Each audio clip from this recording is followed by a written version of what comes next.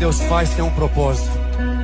Mesmo quando nós não entendemos, lá na frente a gente olha para trás e a gente entende que Deus nunca perdeu o controle da nossa história, que o tempo todo Ele sempre soube tudo o que Ele estava fazendo. Deus é um Pai que até quando Ele fecha a porta, Ele está te dando livramento.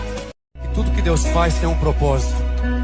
Mesmo quando nós não entendemos, lá na frente a gente olha para trás e a gente entende que Deus nunca perdeu o controle da nossa história, que o tempo todo Ele sempre soube tudo o que Ele estava fazendo. Deus é um Pai que até quando Ele fecha a porta, Ele está te dando livramento.